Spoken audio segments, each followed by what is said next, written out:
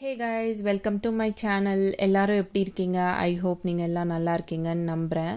So இன்னைக்கு சண்டேவோட full vlog தான் நம்ம பார்க்க போகிறோம். சண்டேனாவே யூஸ்வலி எல்லார் வீட்லேயும் லேட்டாக தான் எழுவோம். அதே மாதிரி தான் இங்கேயும் லேட்டாக எழுந்தாச்சு. நேற்று நாங்கள் ஆல்ரெடி மூவிக்கு போகணுன்னு சொல்லிட்டு மூவி டிக்கெட்ஸில் புக் பண்ணி வச்சுருந்தோம். ஸோ எழுந்த உடனே இந்த யானை நெறிஞ்சலோட வாட்டர் குடிக்க சொன்னாங்க என் ஹஸ்பண்டு. அதனால் அதை ரெடி பண்ணிகிட்டு இருந்தேன். இது எம்டி ஸ்டொமக்கில் தான் குடிக்கணும். ஸோ இதோட ஹெல்த் பெனிஃபிட்ஸு எல்லாமே நான் லாங் வீடியோவில் போட்டிருக்கேன். நீங்கள் செக் பண்ணி பாருங்கள். லிங்க் டெஸ்கிரிப்ஷனில் கீழே கொடுத்துருப்பேன். ஸோ அதுக்கப்புறம் கடகடன்னு சொல்லிட்டு மஷ்ரூம் தொக்கு செஞ்சுட்டேன். ஏன்னா என் பாப்பாவுக்கு மஷ்ரூம் தொக்குனா ரொம்ப பிடிக்கும் தோசைக்கு. ஸோ அது இருந்துச்சுன்னா அவள் சாப்பிட்ருவா. அதனால் அவளுக்கு அதுதான் வேணும்னு கேட்டதுனால அதை ரெடி பண்ணி கொடுத்தாச்சு. கிளம்பியாச்சு மூவிக்கு. எப்போவுமே மூவிக்கு லேட்டாக போகிறோம். ஸோ இன்னைக்காச்சும் நீ சீக்கிரமாக வா அப்படின்னு சொல்லிட்டு என் ஹஸ்பண்டு கடகடன்னு ரெடி ஆக சொன்னார். ஸோ ரெடி ஆகிட்டோம். யாருக்கு மூவிக்கு போகிறதுக்கு பிடிக்குமோ இல்லையோ, என் பொண்ணுக்கு ரொம்ப எக்ஸைட்மெண்ட்டுங்க. என்ன ரெடி பண்ணுன்னு சொல்லிட்டு இருந்தா. ஏன்னா அவளுக்கு அங்கே நிறையா ஸ்நாக்ஸு அதெல்லாம் கிடைக்கும். அதனால் வீட்டில் ஜங்க் ஃபுட்லாம் எதுவும் கொடுக்குறதில்ல. இந்த மாதிரி எப்பயாச்சும் வெளியே போகும்போது தான் வாங்கி சாப்பிட்றது தான். வேறு ஆப்ஷனே இல்லை. அவளை மூவியில் உட்கார வைக்கணுன்னா ஏதாச்சும் அவள் கேட்பா. அதை வாங்கி கொடுத்து தான் ஆகணும். அதனால் எங்கள் வீட்டிலேருந்து ஆக்சுவலி 45 மினிட்ஸ் டிஸ்டன்ஸில் தான் கிராண்ட் சினிமாஸ் இருக்குது. அதனால் நாங்கள் 45 மினிட்ஸ் முன்னாடியே போனால் தான் உண்டு. இல்லைனா அங்கே ரயில்வே ட்ராக் வேறு இருக்குது, கேட் போட்டுருவாங்க. அதுக்குள்ளே மூவியே ஸ்டார்ட் பண்ணி 20 நிமிஷம் ஆகிடும். யூஸ்வலி அப்படி தான் போவோம். அதனால் என் ஹஸ்பண்ட் இன்னைக்காச்சும் சீக்கிரமாக வா கிளம்பு அப்படின்னு சொல்லிட்டாங்க. ஒரு வழியாக கிளம்பி வந்துட்டோம், ரீச் ஆகிட்டோம்.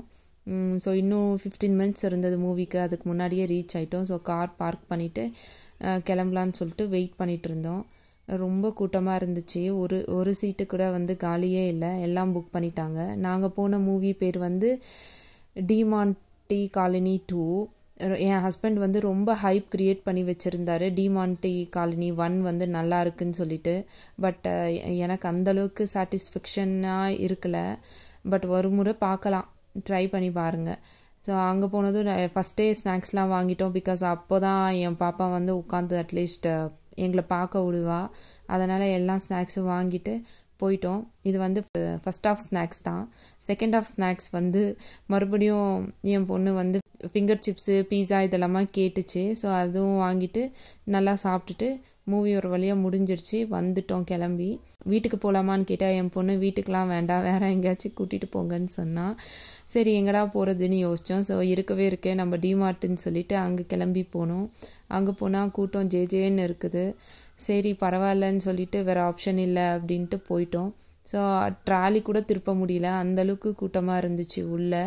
நான் நினச்சேன் இந்த வரலட்சுமி பூஜைலாம் வந்துச்சு இந்த மந்தில். ஸோ நிறையா ஷாப்பிங்லாம் ஆல்ரெடி பண்ணியாச்சு. ஸோ எதுவுமே பண்ணக்கூடாது, சும்மா விண்டோ ஷாப்பிங் மாதிரி பண்ணிட்டு வந்துடலான்னு தான் போனேன்.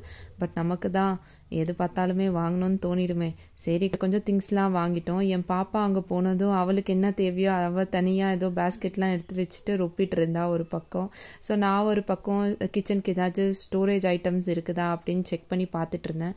அங்கெல்லாம் நிறையா சோஃபா கவர் கலெக்ஷன்ஸு, கர்டன்ஸ்லாம் ரொம்ப நல்லா இருந்தது. உங்கள் பக்கத்தில் எங்கேயாச்சும் டிமார்ட் இருந்துச்சுன்னா செக் அவுட் பண்ணி பாருங்கள். நிறையா கலெக்ஷன்ஸ் இருந்துச்சு, எனக்கு ரொம்ப பிடிச்சது. ஸோ அதுலேருந்து நான் கொஞ்சம் திங்ஸ் எடுத்துகிட்டு வந்தேன்.